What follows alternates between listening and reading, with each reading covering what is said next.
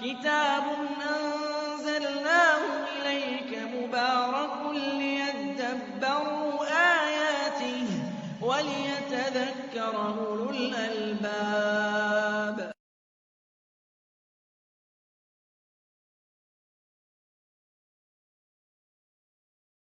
Bismillahirrahmanirrahim.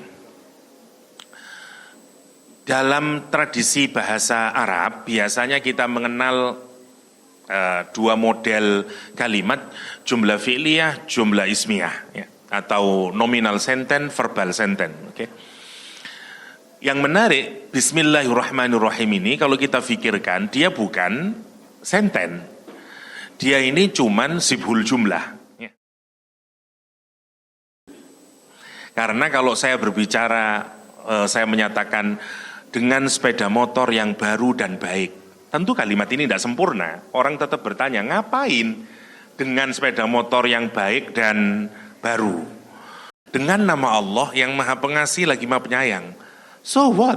Ngapain ini? Artinya yang pertama, orang Islam itu kalau melakukan apapun, dia tahu benar.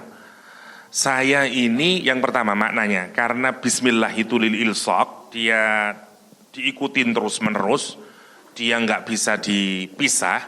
Maunya adalah saya melakukan apapun itu, yang pertama, dia tahu motivasinya untuk Allah SWT. Jadi ini juga yang menurut saya harus diajarkan kepada siapapun saja, baik kepada guru dan kepada anak-anak kita. Bahwa tujuan paling akhir apa saja yang dia lakukan dalam hidup ini adalah Allah Subhanahu wa Ta'ala. Memang ini tidak mudah, harus dengan bahasa yang bisa diterima oleh seusianya, tapi kita harus mengarahkan ke sana. Sehingga kemudian apapun yang dikaitkan kepada Allah, maka dia akan menjadi kekal. Ya, prinsipnya kan begitu. Apalagi kalau kita kaitkan dengan konteks yang kemarin kita bahas ya.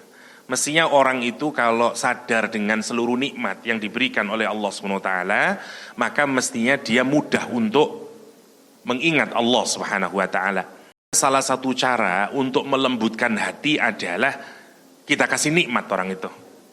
Kasih aja tiap hari, misalnya perempuan sekeras apapun hatinya, kalau tiap hari kita kasih coklat mawar, insya Allah 1 tahun agak meleleh lah. Kalau belum terus saja 2 tahun, 4 tahun, 5 tahun. Insya Allah ya akhirnya dari yang hard menjadi soft heart nanti. Menjadi lembut hatinya. Nah proses itu di dalam Al-Quran disebut dengan ilaf. Karena itu orang yang awalnya keras hatinya kepada agama, tapi kemudian melihat ada keindahan di dalam Islam, lama-lama hatinya lembut dan dia memeluk Islam. Namanya mu'allaf. Lah sama siapapun saja sebenarnya. Jadi karena itu nikmat berasal dari kata nu'umah yang artinya sesuatu yang melembutkan hati, rileks menjadi hati, menjadi kalem. Karena orang kalau dikasih nikmat mestinya hatinya menjadi lembut. Itu yang digambarkan Al-Quran terhadap orang Quraisy, li'ilafi Quraisyin. Kenapa? Karena dia diguyur oleh nikmat oleh Allah SWT yang mestinya nikmat itu membuat dia lembut hatinya. Dan nikmatnya tidak seperti yang diberikan kepada kita untuk orang Quraisy itu. Karena sebagaimana yang kita disebutkan kemarin, amat sangat banyak yang diberikan. Ka'bah ditaruh sana, Nabi Muhammad ditaruh sana, Quran ditaruh sana. Mereka bisa melakukan perdagangan dengan mengambil laba yang sangat banyak. Dengan pergi ke Syam dan pergi ke Yaman dan seterusnya lah. Mestinya dengan semuanya itu mereka mudah untuk mengingat Allah SWT, lembut hatinya dan kemudian dia beribadah, bersyukur kepada Allah.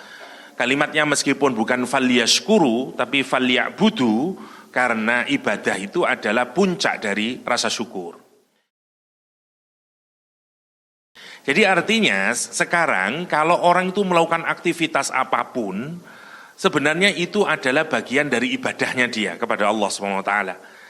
Kalau diurut lagi kenapa dia melakukan ibadah itu, karena dia mendapatkan kenikmatan yang diberikan oleh Allah SWT. Ini penting menurut saya, harus kita tanamkan buat anak-anak kita sejak awal, karena tidak ada satupun orang yang tidak dikasih nikmat oleh Allah, zahiran wa batinan. Apalagi orang Islam, ya. Salah satu nikmat terbesar kita adalah iman. maka seluruh aktivitas yang dia lakukan mestinya sadar bahwa saya melakukan untuk Allah SWT. Ini penting menurut saya. Hal yang sederhana kita coba. Ini contoh dari kesalahan kita, mungkin kesalahan kolektif ya. Sehingga kayaknya kita ini susah bener beramal untuk Allah. Contoh misalnya, infak.